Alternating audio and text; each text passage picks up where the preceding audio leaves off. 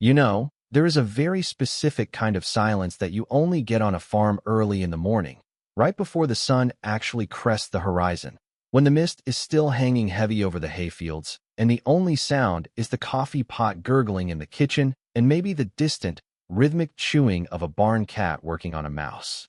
That silence is why I live where I live. It's why I spend my weekends fixing stone walls that were built before the Civil War, and why I tolerate the mud, the freeze, and the endless maintenance that comes with owning a 200-year-old piece of history. My name is Silas, and my farm, Thorn Valley, isn't just a piece of property to me. It's a living member of my family, a stretch of rolling earth that has been in the Thorn name since the ink was still wet on the original land grant. For generations, the only neighbors we had were deer, coyotes, and the occasional lost hiker. But about 10 years ago, the city started spilling outward, oozing like slow-moving lava until it reached my property line. Suddenly, the dense oak forest to my east was clear-cut, the hills were graded flat, and up went Fox Hollow Reserve, a shiny, tightly wound subdivision of McMansions where the grass is measured with a ruler and the trash cans are hidden behind mandatory beige screens. I didn't mind them at first. Honestly, my philosophy has always been live and let live. If you want to live in a house that looks exactly like your neighbor's, that's your business. Just don't throw your grass clippings over my fence, and we'll get along fine. But then came Linda. Linda Pembroke was elected president of the Fox Hollow Homeowners Association about 8 months ago, and I knew trouble was coming the day she stopped her white SUV at the end of my driveway, rolled down the window, and frowned at my mailbox because the paint was chipping. Linda was a woman who didn't just want to manage her neighborhood. She wanted to curate reality. She had that aggressive, brittle cheerfulness that usually masks a desire to control the rotation of the earth, and unfortunately for me, her vision of a perfect community didn't stop at the property line. It extended right across my fields, past my barn, and up to my front porch. It started small, like these things always do, with courtesy letters in my mailbox politely suggesting that my tractor, which was parked near the barn, was an eyesore that clashed with the pastoral aesthetic of the reserve. I laughed it off, tore the letter up, and used it to start the wood stove. Then came the emails. She'd somehow found my personal email, asking if I would consider planting a row of arborvitae to screen my rustic operations from the view of the new cul-de-sac. I replied, politely but firmly, that my farm was here first, it was zoned agricultural, and that my operations were exactly as rustic as they needed to be. I thought that was the end of it, just a clash of cultures between the old world and the new, but I underestimated the sheer, blinding entitlement of a woman who believes the world is just a stage set for her social life. The explosion happened in late April. I had to head up north to Maine for 4 days to help my brother who had blown out his knee and needed someone to manage his livestock while he recovered surgery. I locked up the farmhouse, set the timers on the lights, and asked my cousin, Jesse, a good kid who lives a town over, to swing by twice a day to feed the barn cats and check the perimeter. I was 400 miles away, knee-deep in mud, wrestling a stubborn goat, when my phone buzzed. It was a text from Jesse. No words, just a picture. I wiped the mud off my screen and squinted, and my blood ran so cold it felt like I'd swallowed ice. The photo showed my lower meadow, the pristine, clover-filled field right in front of the historic barn, and it was covered in white folding chairs. Rows and rows of them. There was a massive white tent being erected near the apple orchard. A catering truck was actually parked, on the soft grass of my hayfield, its tires sinking into the turf I spent years cultivating. And right there, at the entrance to my private driveway, next to my "No Trespassing" sign, was a sandwich board that read, Fox Hollow Annual Spring Gala, Guest Parking. I called Jesse immediately. Jesse, I said, my voice shaking with a rage I didn't know I possessed. Tell me I am hallucinating. Silas, he whispered, like he was afraid of being heard. There are so many people. There's a lady with a headset directing traffic. She just told a guy to park his Tesla in the wildflower patch. Who is she? I demanded. Put her on. No, wait, don't put her on. Call the sheriff. Right now? Call the non-emergency line. Tell them there is a mass trespass in progress, and then start recording video. Do not stop recording. I hung up, jumped in my truck, and started driving south, but I was 5 hours away. I was helpless. All I could do was listen to the play-by-play from Jesse, and try not to stroke out on the interstate. Jesse, bless his heart, isn't a confrontational guy. He's a librarian, quiet and polite, but he did exactly what I asked. He walked right up to the woman with the headset, who was, of course, Linda Pembroke, and asked what was going on. The video he sent me later is burned into my memory. You can see Linda, wearing a floral dress that probably cost more than my tractor, holding a clipboard, looking at Jesse like he was a bug on her windshield. "Excuse me," she says in the video, her voice dripping with that fake sweetness. "We are setting up for the gala. Can I help you find your seat?" "I don't have a seat," Jesse says, his voice steady but nervous. "I'm the owner's cousin. Silas is out of town. He didn't authorize this. You're on private property." And then, Linda delivers the line that became the centerpiece of my lawsuit. She waves her hand dismissively at my barn, my house, my land, and says, "Oh, don't be silly. We have a community partnership. This field has always been part of the neighborhood backdrop. We're just utilizing the green space. I'm sure Silas won't mind. It's for the families." "He does mind," Jesse says. "He's on the phone with the sheriff." You can see the crack in her mask then, just for a second, before she plasters it back together. "Well, that's very dramatic. We have a permit."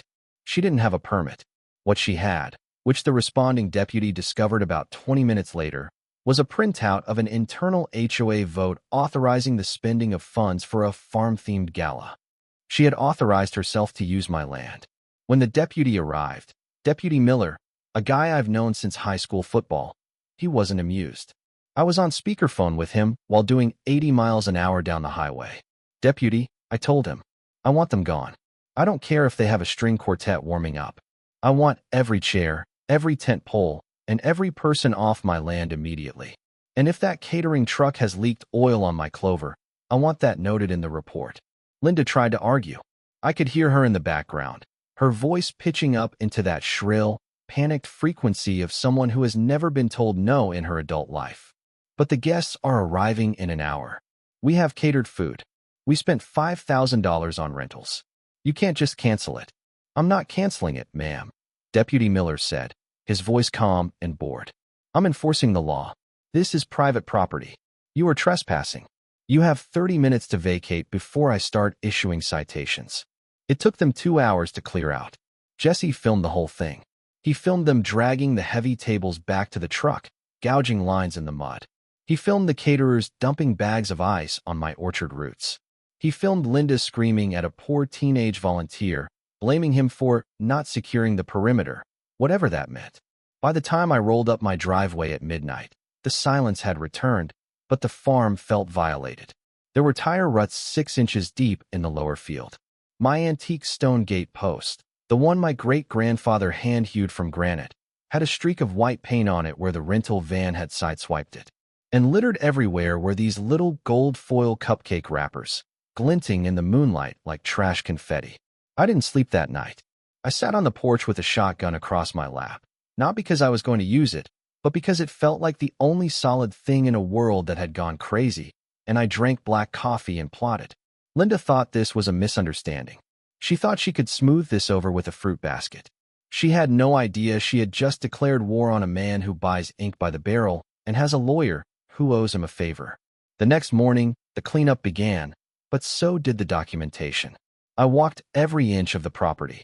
I took photos of the ruts with a ruler for scale. I photographed the paint transfer on the stone post. I found this save the date card they had mailed out. One of the neighbors, a nice lady named Mrs. Higgins who actually liked me, brought it over. It featured a professional photo of my barn, taken from my driveway, with the text, "Join us at the community farm for an evening of elegance." Community farm. That phrase made my jaw ache. I was grinding my teeth so hard. I called my lawyer, a guy named David who specializes in land disputes and hates HOAs with the burning passion of 1,000 suns. We sat at my kitchen table, looking at the evidence, and David was practically salivating.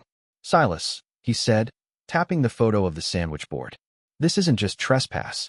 This is conversion. They appropriated your property for their commercial gain.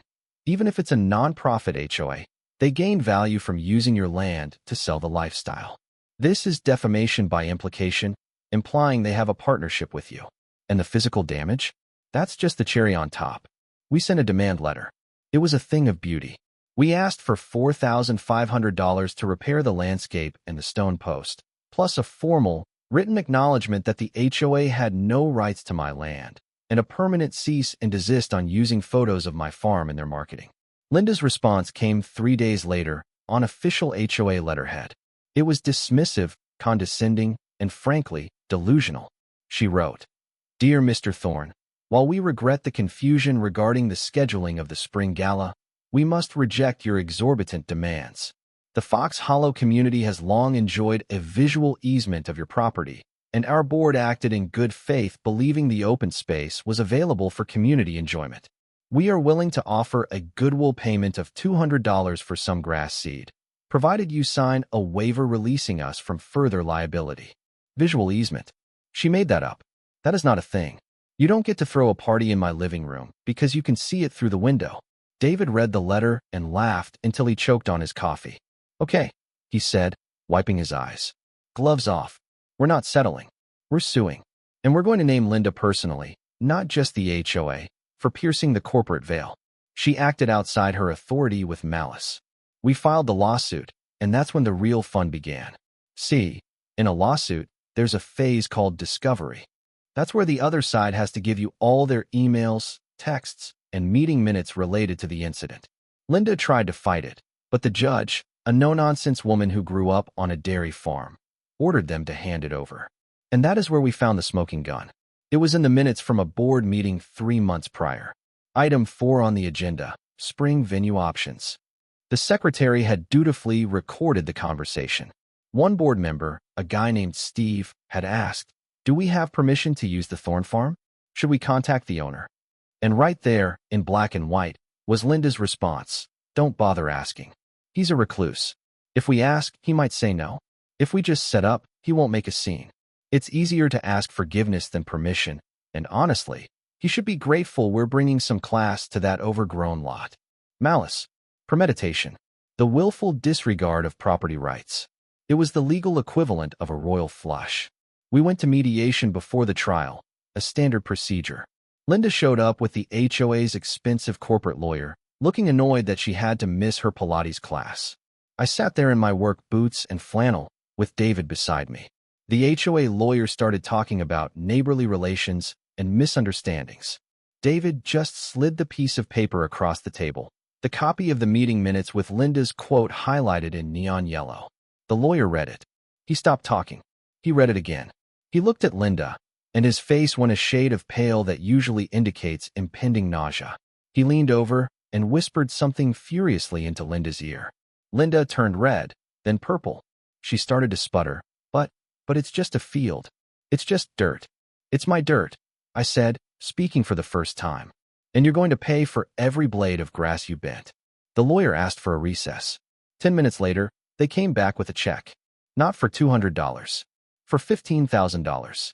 It covered the landscaping, the stone restoration, my legal fees, and a hefty sum for punitive damages just to make the lawsuit go away before it became public record. But I wasn't done. Money fixes the grass, but it doesn't fix the entitlement. "I'll take the check," I told them. "But I have one more condition. Non-negotiable." "What is it?" the lawyer asked, looking like he just wanted to go home and drink scotch. "I want a letter," I said, "written by Linda, addressed to every single resident of Fox Hollow Reserve. I want her to admit that she trespassed. I want her to admit that she lied about the partnership. I want her to state clearly that the Thorne farm is private property and is off limits. And I want that letter posted on the HOA website for 6 months."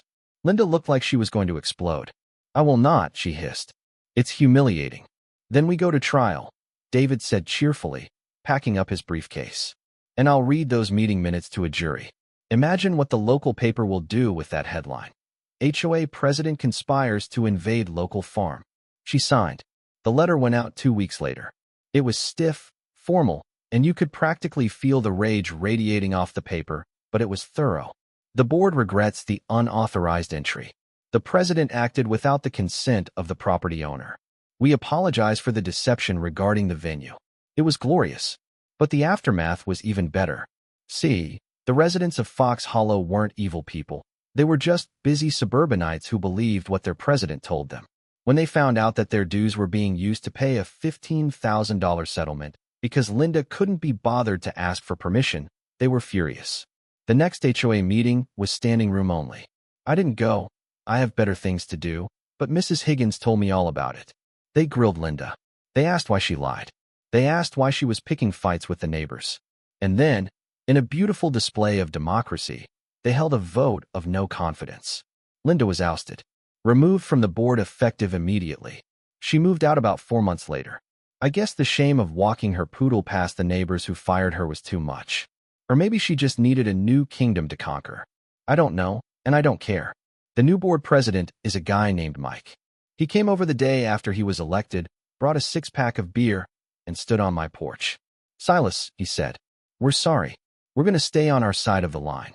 If a ball comes over the fence, we'll ask before we get it." "Sounds good, Mike," I said. That's all I ever wanted. I used the settlement money to restore the stone gate post. It looks better than ever now, standing guard at the end of the drive. And I used the rest to buy a new tractor attachment, a heavy-duty brush hog. Now, on Saturday mornings, when the mist is lifting and the sun is hitting the barn just right, I sit out there with my coffee and watch the world wake up. I look at that lower meadow, green and healing, and I think about the invisible lines that connect us and divide us. It's funny, really.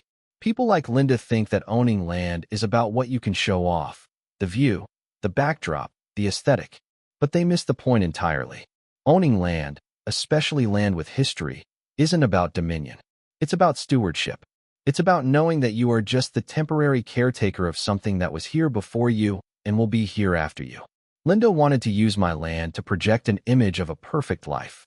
But in doing so, she revealed the ugliness of her own character.